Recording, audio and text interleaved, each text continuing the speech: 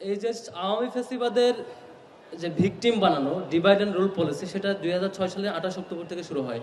সেই প্রথম যে ছাত্র শিবির 28 অক্টোবর ভিকটিম হয়, একদম 24 সাল অবধি রেগুলার ছাত্র শিবির ছিল একদম প্রধানতম ভিকটিম। সেই জায়গা থেকে সেই ব্যথাটা আমরা বুঝতাম যে তারা কিভাবে divide and rule policy game করে। এবং কোটা আন্দোলনও আপনারা দেখেছেন, আন্দোলন চলাকালীন টাইমে শেষ পর্যন্ত শেখ হাসিনা যখন আন্দোলনকারীদেরকে রাজাকার নাতিপুতির কথা বললো, তার বিপরীতে শিক্ষার্থীদের যে প্রতিবাদী মিছিল তুমি কে আমি কে রাজাকার এটা মিন করে যে আপনারা যে ট্যাগিং রাজনীতি করে ডিভাইড অ্যান্ড রুল পলিসি করছেন সেটার কবরের মধ্যে দিয়ে রচিত হয়েছিল। এটা স্যাটায়ারমূলক প্রতিবাদী ছিল আমাদের দিক থেকে। সেদিন সন্ধ্যায় নাহিদ ভাইয়ের সাথে কথা হচ্ছিল যে ভাই কি করা যায়, তখন আমরা ডিসাইড করে রাতে 11টায় একটা মিছিল করা দরকার, প্রতিবাদী মিছিল। সিদ্ধান্ত নিয়ে সেদিন রাতে যে প্রতিবাদী মিছিল আপনাদের স্বতঃস্ফূর্ত সমর্থন ছিল, সেদিন আওয়ামী লীগের যে ডিভাইড এবং রুল পলিসির যে স্ট্র্যাটেজি ছিল দীর্ঘদিন ধরে সেটার কবর রচিত হয় এবং তারা আওয়ামী লীগ সেদিন ভয় পাইতে থাকে। এবং আমরা ধারণা করছিলাম যে পরদিন যে প্রোগ্রাম হবে পাল্টাপাল্টি কর্মসূচি, যে দুপুরের আগের দিকে আমাদের কর্মসূচি, দুপুরের পরের দিকে ফ্যাসিবাদী আওয়ামী লীগের কর্মসূচি। এই কর্মসূচির কারণে আমাদের আশঙ্কা ছিল যে হচ্ছে এই আগে পরের দুইজনের কর্মসূচির কারণে এখানে একটা ক্ল্যাশ বাঁধতে পারে। তো আমাদের তখন মোজো টিম ছিল কিছু 20-25 জনের একটা টিম, তাদের কাজ হচ্ছে শুধু ক্যামেরা ধারণ করা, ফুটেজ নেওয়া, ছবি নেওয়া এবং পরবর্তী সেটাকে কাজে লাগানো। আমরা সেটাকে আগেই রেডি রাখছিলাম। দিন শেষে সেটাই হয়েছে, আক্রমণ হয়েছে। এবং আমার অবাক লাগছিল তখন আসিফ মাহমুদকে কল দিই, তার রেসপন্স ছিল আমি এখনই যাব, এখন গিয়ে আমার ভাইদেরকে উদ্ধার করব। মানে এই অ্যাটাকিং মুহূর্তে আসিফ মাহমুদের যে সিরিয়াস লেভেলের কনফিডেন্স যে আমার জীবন যাবে আমি এরপর তাদেরকে উদ্ধার করব, আমি তখন তার এই কথাতে উল্টা আরও মোটিভেটেড হই আর কি। তখন আমরা সেদিন পারি নাই, আমাদের মজুর টিম তখন ফুটেজগুলো ধারণ করে, যে আপনারা যে দেখেছেন যে পরে ছবিগুলো আসছে, আমরা বিকেলের মধ্যে ছবিগুলো ফিল্টারিং করি যে কোনগুলো দেওয়া যায়, তারপর কোলাবোরেট করে সবগুলো ছবি বাইরে দেই।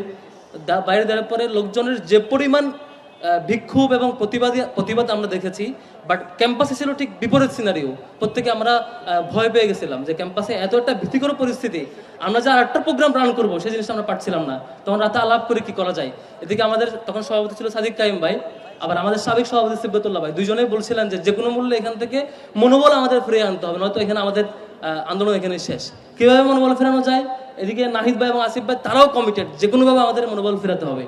পরে আমাদের ক্যাম্পাসের বাইরে থাকেন, হলে থাকেন না এমন যারা, তাদের সাথে আলাপ করে তাদের একটা টিমকে আমরা পাঠাই। রাতে জরুরি ভিত্তিতে একটা মিছিল হয়ে ওইখানে একটা পরদিনের কর্মসূচি ঘোষণা হয়। এই যে এখান থেকে পরদিনের কর্মসূচি হওয়া, সাহস থাকা, জীবন দেওয়া, সবকিছুর স্পিডের সোর্স ছিলেন আপনারা যারা সেদিন আহত হয়েছিলেন, প্রতিবাদী দাঁড়িয়েছিলেন, আপনাদের কারণে সেই আন্দোলনটা এভাবে মানুষ জীবন দেওয়ার আগ্রহ পেয়েছে। ইভেন এরপরে যে প্রাইভেট ইউনিভার্সিটি যে রাস্তায় নামলো, এটার মেন স্পিডের সোর্স ছিলেন আপনাদের যে সাহসী অবস্থান, ছাত্রলীগের টুকাইদের সন্ত্রাসী আক্রমণের যে অবস্থান, আমরা তো ভাবতে পারি না। আমরা ভাবছিলাম জাস্ট সংঘাত হইতে পারে, আমরা দেখেছি যারা টুকাই নিয়ে আক্রমণ শুরু করে।